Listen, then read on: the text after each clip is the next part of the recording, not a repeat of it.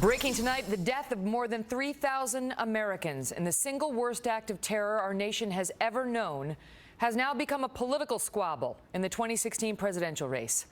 Welcome to the Kelly File, everyone. I'm Megyn Kelly. Over the past 72 hours, we have witnessed countless reports on a battle between two of the top Republican candidates over an event so horrifying it has reshaped the way we live as Americans. It was a clear September day a little more than 14 years ago, when our nation changed forever. Nearly 3,000 of our fellow citizens murdered when buildings fell, the Pentagon was hit, and a plane went down in a Pennsylvania field. We saw office workers running for their lives as a cloud of toxic dust enveloped New York City. We witnessed a commander-in-chief take on the role of comforter-in-chief as he stood atop a ruinous heap and united a grieving nation. More than 14 years have passed since September 11th, 2001. And yet just weeks ago, the families gathered once more for a ceremony that has become a tragic tradition in Lower Manhattan.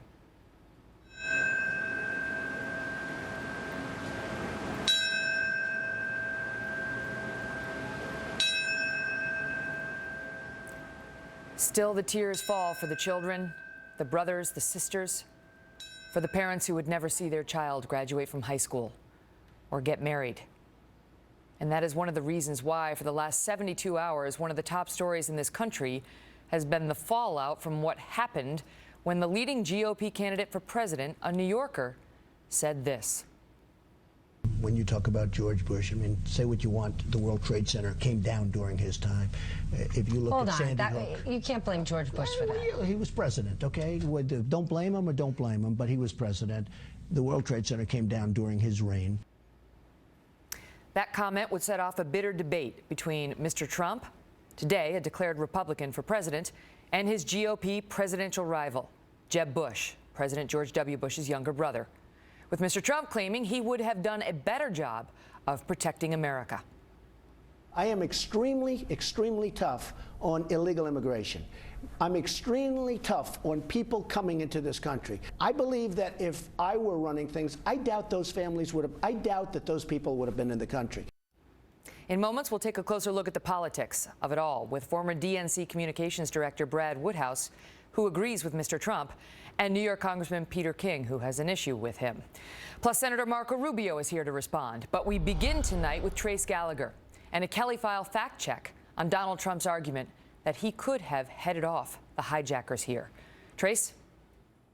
Megyn, back in 2000, when Donald Trump was considering running for president on the reform ticket, he wrote about the terror threat facing the United States, and his comments were extensive and prescient, saying, quoting here, "I really am convinced we're in danger of a sort of terrorist attacks that will make the bombing of the World Trade Center look like kids playing with firecrackers," though he believed the method would include massive bombs, not airplanes. But prior to his recent comments saying George W. Bush did not keep us safe, we could find no record of Donald Trump ever blaming President Bush for the attacks of 9/11. There is also no record of Trump saying Bush did keep us safe. And on this morning's Fox and Friends, Trump said this. Listen.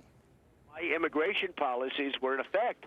I don't know that that would have happened because I have very, very strong immigration. I'm not just talking about the southern border. I'm talking generally speaking. So we checked the facts. One of the 9/11 hijackers was in the U.S. on a student visa but never attended school. And today, with or without Trump's plan, that would raise a red flag. 14 of the hijackers came here on tourist visas that allowed them to stay for 6 months. 4 of them came here on business visas, which allowed them to conduct temporary business or work as a temporary employee. Of the 19 hijackers, 6 of them violated the terms of their visas, and under the stepped-up enforcement of Donald Trump's proposed visa tracking system, it's likely all or most of those 6 hijackers would have been identified. Of course, Trump's immigration plan is 20/20 hindsight because there is no record of him touting a similar plan prior to his current run for the White House. Megyn. No, indeed. And at that point in time, he was actually a registered Democrat with a different view of politics altogether. Good to see you, Trace. Well, my next guest believes Donald Trump has a good point. Brad Woodhouse is president of America's United for Change and a former Democratic National Committee communications director. Brad, good to see you. Hey, Megyn. So why do you agree with Mr. Trump?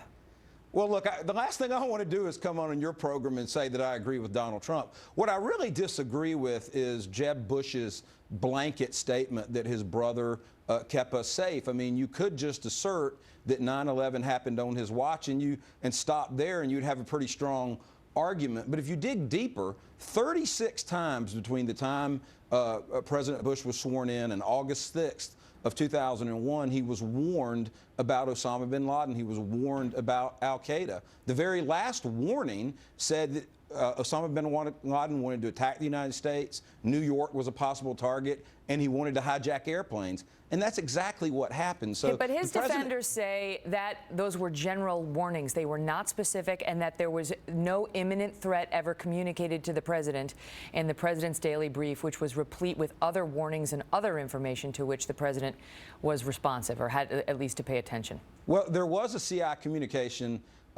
communication in July of that year that did say that an attack was imminent. They eventually walked that back a little bit. But look, the attack happened. He got 36 warnings about the possibility of an attack. And, you know, the corollary to this is in the lead up to Y2K, President Clinton told his national security czar to hold daily meetings in the White House with the CIA and the FBI, and we thwarted any terrorist attacks in the lead up to Y2K. And the president didn't assemble a similar sense of urgency in the lead up to 9/11.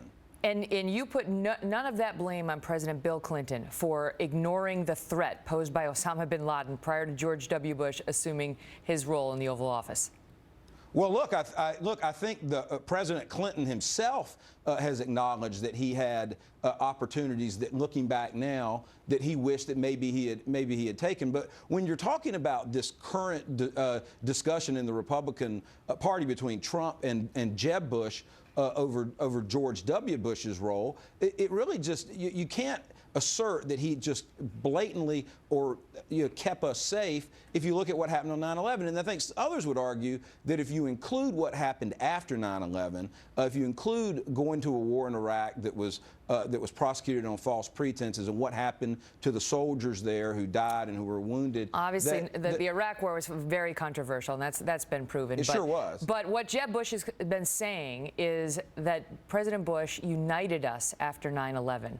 And, you know, Donald Trump seems to be saying he would have done a better job, soup to nuts on that. And there are real, issues some are taking with it. Well, Listen, Brad, I appreciate you being here tonight. Thank you for your perspective.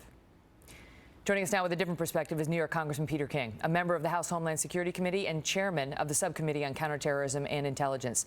Well, there you have it, Congressman King, that they all go back to those CIA briefings, to what George Tenet was allegedly telling the White House at the time, warning about Osama bin Laden. And now Donald Trump is squarely putting George W. Bush at the center of this debate, disputing that he kept us safe because 9/11 happened on his watch. Two things. Let me just say one thing. Donald Trump has contributed to my campaigns, and I have no affiliation with the Bush campaign. Having said that, what Donald Trump said is totally misleading and untrue, and what your previous guest said is entirely untrue. Those briefings that President Bush got as late as August 6th from Mike Morrell, who ended up being the acting director of the CIA, said specifically that there was no evidence at all of any attack coming against the United States. The attacks they were concerned about were in Europe. George Tenet in his memoirs said they had absolutely no evidence at all that there was going to be an attack in the United States. And it was Michael Moore and others who started that talk. And for Donald Trump, Michael Moore, you said. Michael Moore. The Michael Moore. The Michael Moore, who Donald Trump now is sounding like a left-wing Michael Moore wacko. I mean, this is just wrong, what he's saying. And for a Republican candidate, listen, you can have honest differences with President Bush on various policies. On 9/11, the fact is he had absolutely no warning whatsoever. And he did unite the country afterwards. And I lost many constituents on that day. Believe me, if I thought for a moment that President Bush had any responsibility for that, I'd be the first to talk about it. But after 9/11, when others were sort of wavering and others lost their nerve, President Bush not only united the country, he united law enforcement, he united the intelligence agencies, he brought the country together as far as fighting terrorism with a united voice, not people going into separate boxes the way they were up until then. The fact is, we have an anti-terror and a counter-terror infrastructure in place that has prevented any massive attack against the United States since September 11th, and nobody would have thought that on September 12th. President Bush has been praised for uniting the country after 9/11, that moment moment with a megaphone, you know, lives on in the memories of a lot of the victims as a healing moment to some extent. Donald Trump has gotten in trouble in recent years because on the anniversary of September 11th in 2013, he sent out a tweet that he then later deleted once it came up in this presidential contest as being controversial, talking about the anniversary and the haters and losers. Do we have it? Do we have it? I guess not. In any event, he's gotten into some hot water for a controversial tweet seeming to make light on the anniversary, referring to the haters and losers out there. In any event, does he have a point, though? If his immigration policies were put in place and had been at the time, you heard Trace Gallagher's report suggesting some of these terrorists may have been booted out of the country. Well, the fact is, I don't know of anyone who actually was calling for what Donald Trump is calling for now at that time. But still, assuming that was true, 13 of the 19 hijackers still would have been in the country. 13 is an awful lot. They were here legally. And if Donald Trump thinks, if he wants to be commander-in-chief, and if he really thinks that just stopping illegal immigration, and we should, by the way, but is he aware of Al-Qaeda in the Arabian Peninsula, Boko Haram, ISIS, all of these groups? This is not involving illegal immigration. We could stop all the illegal immigration in the world. The fact is we would still have 95% of the threat from Islamic terrorism. And if he wants to be commander-in-chief, he better understand what this is about. Because right now he's just talking in riddles. It makes no sense. Congressman Pete King, thank you, sir. Thank you, Megyn. Well, as this debate gets more heated, we are hearing more of the current presidential contenders weigh in. And tonight, for the first time, Senator Marco Rubio responds on this political fight and our national security. And then, with Israel reeling after a Palestinian gunman opens fire on a bus station, Israeli officials are encouraging average citizens to defend themselves any way they can. So why is Secretary of State John Kerry tonight saying, don't do that? Mark Thiessen will join us in moments with this.